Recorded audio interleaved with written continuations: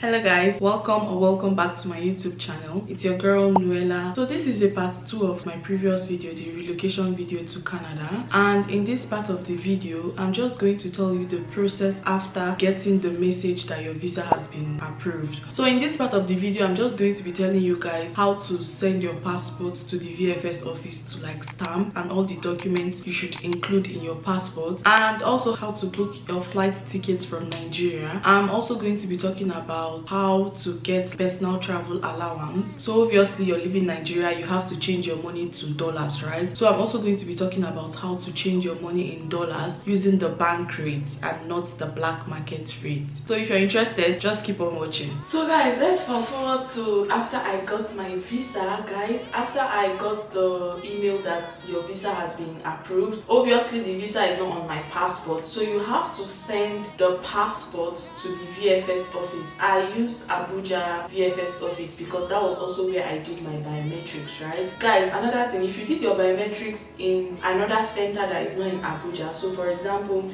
if I did my biometrics in Lagos center and I want to send my passport to the Abuja center, I have to pay an extra fee for that. I don't know why, but you have to pay an extra fee if you send your passport to a center that is not the center you did your biometrics. You get it, right? Yeah, you get it. Okay. So I had to send my passport to Abuja. Now guys, I would always say go in person. Why I say go in person is, I don't know, I just don't trust Nigerian courier system. But in my own case, I had traveled to Abuja like lots of times, and I had just come back from a holiday, and then 2 days later I have to go back to Abuja again. I felt like it was not just reasonable, so I decided to send my passport through the DHL. Okay guys, so this is actually editing Nuella. I just realized while editing that I didn't actually tell you guys the documents that you should include if you want to submit your passport to the VFS office. So there are actually some certain documents you're supposed to include with your passport, and you put them in a brown envelope and then you can ship it through DHL. So the first document you have to include is your original passport request letter. This original passport request letter is obviously on your IRCC website, so you have to print it out and attach it along with other documents I'll be mentioning. Second document is the VFS consent form. You have to go to the VFS website and download the VFS consent form, and then you sign it. If you sign the VFS consent form, you're literally telling them that you agree for them to handle your application. The third thing you obviously have to put is your international passport, obviously, because you want them to stamp your international passport. So your passport biodata page, you also have to photocopy that, photocopy 2 copies. You also have to attach the biometric slip. So when you went for your biometrics, there's like a slip that they gave you. I'm not sure you know where yours is, but please go and look for it. That slip, you also need to attach it to all these documents. And then the next thing you have to do is get an A4 paper, like a plain A4 paper, and on that plain A4 paper you have to write your full name, you have to write your phone number, you have to write your home address, your email address, and you also have to sign on the A4 paper. And then you attach all these things into like a brown envelope, and then you send it through DHL. So yeah, this process I forgot to mention it, and I decided to come here and mention it. Yeah, I sent my passport on a Monday evening. Tuesday my passport was not in Abuja. I was thinking my passport would be in Abuja on Tuesday. Okay, because I'm using DHL, right? So it's going to be faster. And guys, I forgot to mention, I did a to and fro. So I paid for my passport going to Abuja VFS office and my passport coming back to my city from Abuja. I paid for to and fro just because it was 5,000 naira. 5,000 to send, 5,000 to come back. But if I had just only sent, then I have to pay 5,000 to send and 18,000 naira for VFS office to send it back to me. So I was not about to pay 18,000 when I can pay 5,000, right? Anyways, I sent my passport on a Monday evening. Tuesday, no show. Wednesday, no show. Thursday, no show. I went to their office. I'm like, have you guys misplaced my passport? Why am I using DHL? It's DHL, man. You're supposed to have, in fact, it should be the next day delivery. Why is it Thursday and you haven't still, like, I'm tracking it and it hasn't said it's in Abuja? I was scared, guys. I actually went there to Para because I was scared that they had misplaced my passport. They were like, okay, let them check. Then they were like, oh, it's in Abuja. Okay, if it's in Abuja, why are you guys not saying that? Then later that evening they updated it. Friday Friday came and they have still not sent this passport to VHS office, guys. I'm like, why are you guys holding an item? Go and send it, because guys, according to the VFS website, it will take 2 weeks for my passport to go to Nairobi and come back, because the visa is being stamped in Nairobi. Now this was according to VFS office, and remember, this is December, guys, and I had to go in January, and I needed my passport to come back so that I'll be able to book my flight. I don't know why, but I just wanted to be sure that my visa is stamped, then I can book my flights, right? So I haven't booked the visa, and there's no time for me to go to school, meet up with school and the rest. I went back to DHL office on Friday, and I'm like, why have you guys not delivered my passport? Anyways, the courier guy that was supposed to deliver it did not actually deliver it, so he took the package out of office and still came back with it without delivering it. I don't understand what is wrong with DHL, but yeah, Friday came and they did not deliver it. Monday morning, I was about to go and para for these people, and then I woke up on Monday, and then I saw that, oh, your package has been delivered at 7 a.m. My dear, I was like, that is it. They have misplaced this passport and they're just lying on their website, because who does delivery at 7 a.m.? 7 a.m. guys, who delivers stuff at 7 a.m.? And besides, 7 a.m. the VFS office is not open until 9 a.m. I was like, who collected the passports? The place is not open, so what do you mean delivered Monday 7 a.m.? What are you even saying? Guys, I was actually sick that Monday, so that was why I didn't go to the DHL office to ask questions. I was going to go the next day, Tuesday. The next day, Tuesday, I don't know what happened, but I didn't go. Wednesday afternoon, I think about 12 noon, I was already preparing to go and fight these people in the DHL office, because I'm like,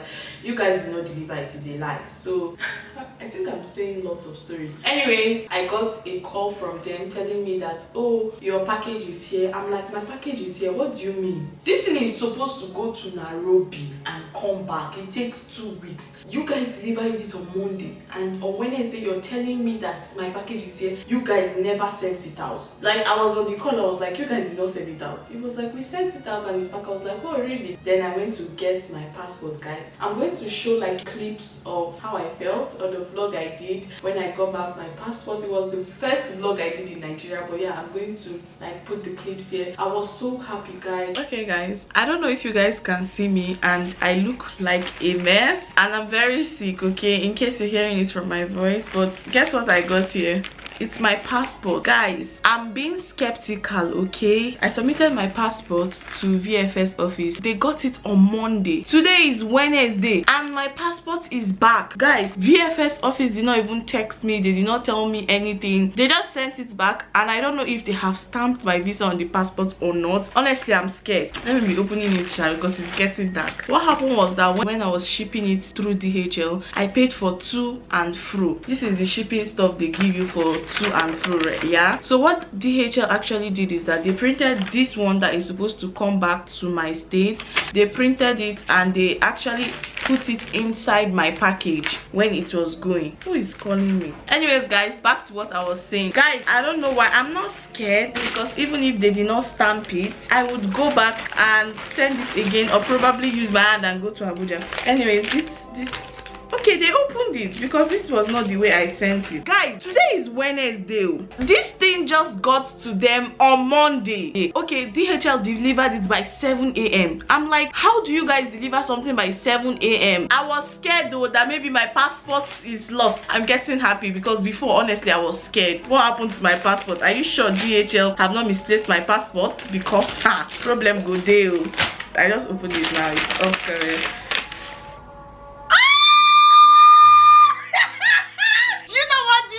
Did I just removed my document like this? Guys, I've not even touched it. Do you know these VFS people even have sense? They left my passport open on the page where they stamped my visa. This is my Canadian visa. I'm not a Canadian girl. God. But wait, oh, do they even stamp this thing in Nairobi at this point? Honestly, when this thing got to Abuja on Monday was 12th of December. I was like, Jesus, when will it now go to Kenya? When will it now come back to Nigeria? Then when will they now ship it back to me? My school is starting in January. I have to book a flight ticket. I need to apply for PTA. I was just thinking too much. Guys, at this point, I think they stamped this thing in Nigeria. But guys, I'm just so happy. Thank God. Honestly, I don't think I would have been here if it's not God. Okay, this thing came out in 1 month. I'm so excited. I'm so thankful to God. It's just crazy. It's crazy. Like, that was fast. That was definitely fast. I'm still viewing my visa. Now I can call all my friends and say, oh, my passport is out. When I got my application approved, I don't want to tell anybody because I'm like, it's not yet on my passport. When it's on my passport, I can tell people, but now it's on my passport, so I can tell people. Guys, thank you so much. Why am I thanking you guys? Thank God. God did everything. Anyways, I'll see you guys when I see you guys. Bye. After my visa has been stamped on my passport, now it's time to book my flight. Guys, tell me why booking flights was another issue. Guys, I couldn't book my flight with my Nigerian card because obviously if you're a Nigerian, you know you cannot shop on international websites with your card. So I had to actually go and buy the dollar in the black market. Oh, there are some websites like wakana.com. I used Lufthansa airline. If you live in Abuja or in Lagos, you can actually go to the airline in person, so their office in Abuja or Lagos, and book your flight with the Naira card. I didn't do any of that, guys. I didn't book on wakana.com, and I also did not book going in person to their office, just because at that time it was December. Flights were so expensive. I think it's because of the Christmas and the New Year season. I was looking for like alternative cheaper options. Guys, the flights were extremely expensive, like 3 times the normal price. It was that bad. And I also think because I was coming to Toronto, so it was like so expensive. So guys, that was how I got a flight. I got a flight on Cheapo Air, and I got a flight that would first of all land in Montreal. And then from Montreal, I'll take another flight to Toronto because that was the cheapest, and I like cheap things, so yeah. I used Lufthansa airline. Lufthansa airline connecting to Air Canada. That was how I booked my flight. I bought black market dollar, put it in a dollar card, and then I booked my flights, right? Now, I had to change some money from Naira to obviously dollars so that I'll be able to travel. And I'm saying this for Nigerians, there's something called the PTA. PTA is actually very hard to get. I think it's more difficult than even the Form A. This PTA, you actually need someone. You extremely need someone. So your connection has to have a strong connection with the bank. So your connection is a banker, yeah, but it has to be a very high rank in the bank for you to actually be able to get your PTA. So time to get my money for me to travel with the PTA method. It was so hard, but I'm so glad that I got it. Guys, the day I was traveling was the day I got my PTA. I feel like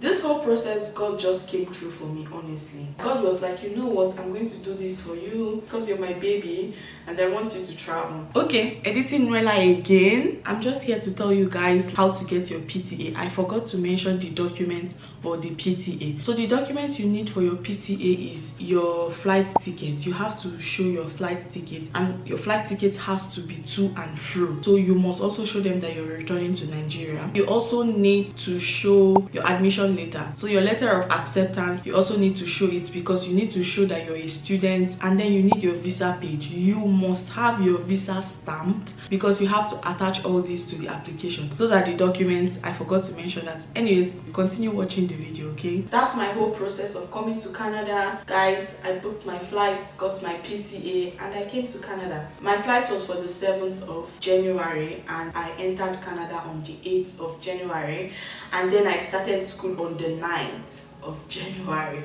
Like, there was no breathing space. Anyways, guys, I feel like this story or how I relocated to Canada was like extremely long, so I'm going to like cut it into part 1 and part 2. This is going to be the part 2, obviously. If you've not watched the part 1, please go back and watch it. It's very important. I feel like both steps are important, especially if you want to come to Canada as a student, right? Okay guys, so the next video you're going to see is obviously me packing my stuff, doing my hair, my nails, and the rest to Japa.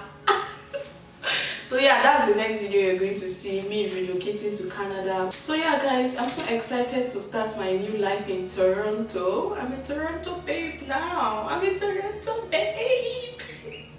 Guys, comment, what should we name our Canada vlogs? Is it living in Canada? No, Toronto vlogs, living in Toronto, life in Toronto, Toronto diaries, Toronto series. I don't know guys, comment what you guys think we should start calling the Toronto vlog. And yeah, also comment in the comment section down below if you guys want to see like the documents I submitted to get my visa approved on 1 month, and also my statement of purpose. I don't know if you guys want to see that, but if you do, please comment in the comment section down below, and I will do another video like explaining all of those stuff. Anyways, we have come to the end of this video. I hope you guys learned like how to do your own process by yourself. This whole process requires lots of research. That's all I can say. Research. With research, I feel like you're good to go. Try to stay up to date. Yeah, staying up to date is actually very important for Canadian visa. Anyways guys, I'll see you guys in my next video, and I hope you guys learned something from this. If this is a part 2 video, please make sure to watch the part 1 if you haven't, and I'll see you guys in my next video. Bye.